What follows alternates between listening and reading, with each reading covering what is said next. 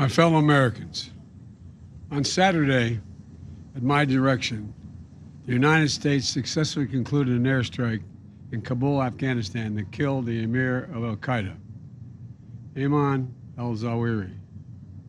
He was deeply involved in the planning of 9/11, one of the most responsible for the attacks that murdered 2,977 people on American soil.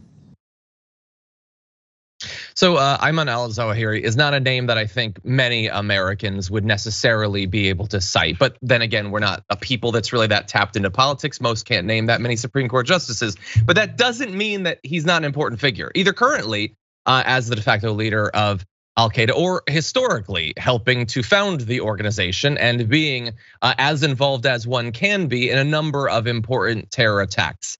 As of just the last few days, though, no more. And we're gonna give President Biden a chance to give us a little bit more details about why he believes this is such a significant action the US has taken. For decades, he was the mastermind behind attacks against Americans, including the bombing of the USS Cole in 2000, which killed 17 American sailors and wounded dozens more. He played a key role in the bombing of US embassies in Kenya and Tanzania, killing 224 and wounding over 4,500 others. He carved a trail of murder and violence against American citizens, American service members, American diplomats, and American interests.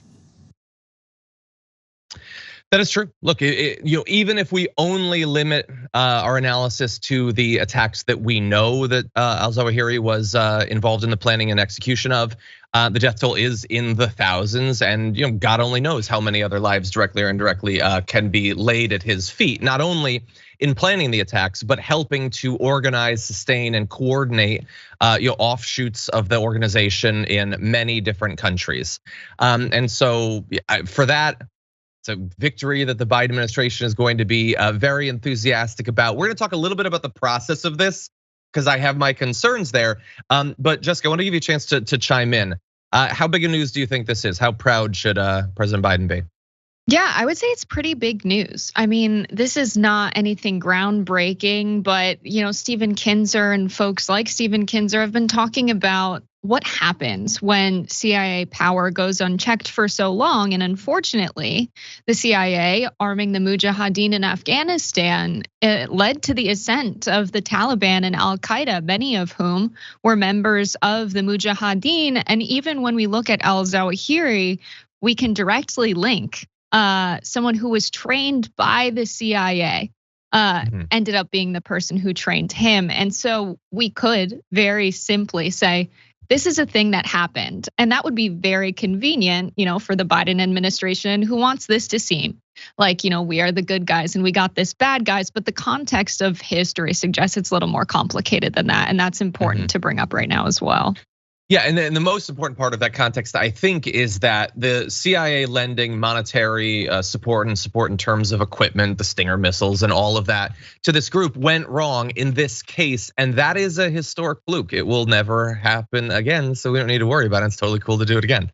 But anyway, look, Biden was involved obviously in the mission that got bin Laden. He wasn't on the ground or anything, but he was in the room. And now a good number of years later, the second in command, the two men most individually responsible for Al-Qaeda's origin and operations, now having been taken out, that is going to be significant for the future of Al-Qaeda. It's not the end of it. There's always someone who can step into that spot, can sit on the throne. They won't necessarily be as capable. They won't necessarily have, sort of the aura, the mythos that some of these figures have, having been there since the very beginning, since back in like at least the early 80s, if not earlier than that. And so it does seem significant. But let's talk a little bit about how they got this done. So the house that he was staying at was apparently owned by a top aide to a senior Taliban leader. Okay, so that's great going forward when, of course, the Taliban said that they weren't going to allow Afghanistan to become a haven for terrorists once again. I guess it was just the aide's house, not the actual leader's house. So awesome. The official added that there was a CIA ground team, an aerial reconnaissance conducted after the strike that confirmed the death of Al-Zawahiri. Now, of course, they always say that. They are assuring us that the evidence is robust in this case, that they actually have video evidence that indicates that he did in fact die. Here's the thing though, earlier this year, they learned that his wife, daughter, and her children had relocated to a safe house in Kabul, okay? Eventually, he joined them. Now, they say that his family was in another part of the house when the operation was carried out, and no one else was believed to have been killed in the operation. And that is what they're saying. That's the words that they're saying. It just seems a little bit unlikely. Am I the bad guy? Am I a crazy person? Maybe it is true. And maybe they were able to, with, in their words, no boots on the ground when it happened, purely remotely, they were able to strike the house and kill him and just him, and that's it. Fingers crossed, I really hope so, because the idea of America adding even more non-combatants to the endless list from our drone strikes and operations in the past is reprehensible, but I find it a little bit hard to believe. Jessica, what do you think? Yeah, John, crazy of you to think that US drone strikes could hurt civilians and not precisely only the target they're trying to hit. I don't think so. I don't think that would ever happen, John. That's absurd. I think it's totally reasonable. Yeah, it's reasonable to question how this all went down. It's reasonable to question the timing of all of this, always.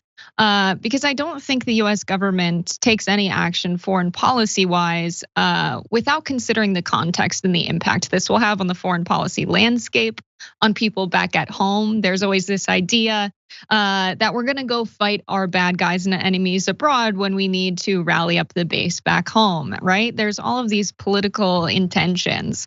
It's never purely this is a bad guy and we've got to get him. And this is someone who's was number 2 to Osama bin Laden and ended up rising to the leadership of Al-Qaeda. He's also the same guy who attempted to assassinate Hosni Mubarak in Egypt. And that's really where he got his start, right? This is someone who has a history fighting for Islamic states or Islamist states. And so while we can point to the CIA history and the CIA's role in helping train him, we can also recognize that maybe this was not a good actor.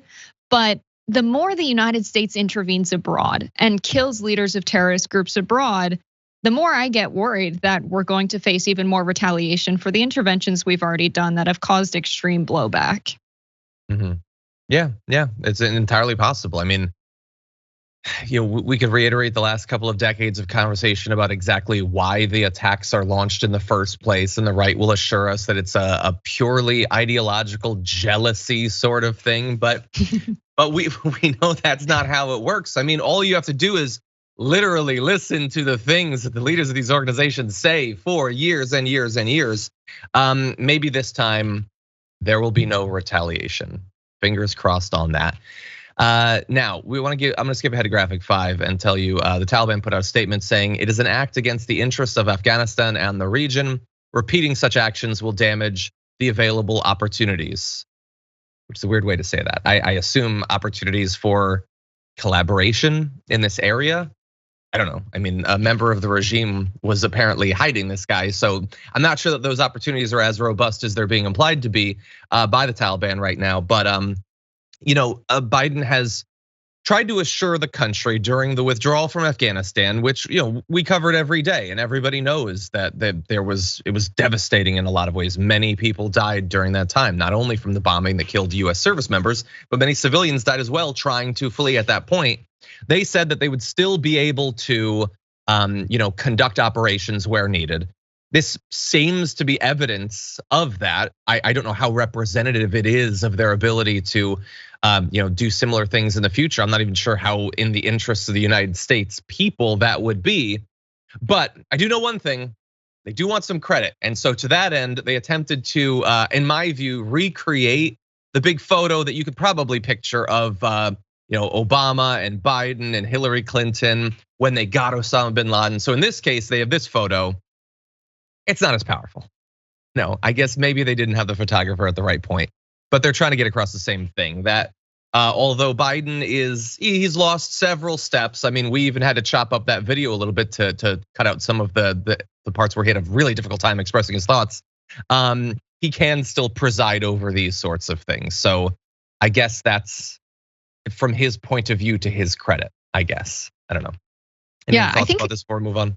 the most interesting layer to this story is one that I completely forgot about until just now, and it's that What's that? there's a bill on the floor of the House right now that would essentially ban the U.S. government from giving military aid to Afghanistan or humanitarian aid to Afghanistan, which is worth noting because we have progressives that are actively speaking out against this bill, saying we cannot bar ourselves from giving humanitarian aid to Afghanistan. But if we look at the history of CIA and US intervention and covert operations, oftentimes we intervene in other countries abroad and influence elections toward US policy interests through humanitarian aid. It becomes this vessel for us to assert our influence on that country. And so I think actually barring humanitarian aid in any intervention in Afghanistan is a good thing. And there are a few key progressives like Ilhan Omar who have come out against this and said we actually might need to aid Afghanistan. But there's a caution around that I think is worth mentioning. Yeah, look, and my guess would be that if you were to sit down and talk with them, I'm sure many would acknowledge that. Like it's incredibly distasteful, the idea that after all that we did to that country over literally decades, that would be like, sorry, can't help you. But then you're totally right to acknowledge that. Would the help even be help? And to what degree? Where you can send the money in, sure. What happens with the money? I mean, it's incredibly difficult for a lot of NGOs to even operate on the ground there right now. So yeah, that's definitely something that would have to be very carefully managed. And it's it's one of the many issues. It's not super cut and dried.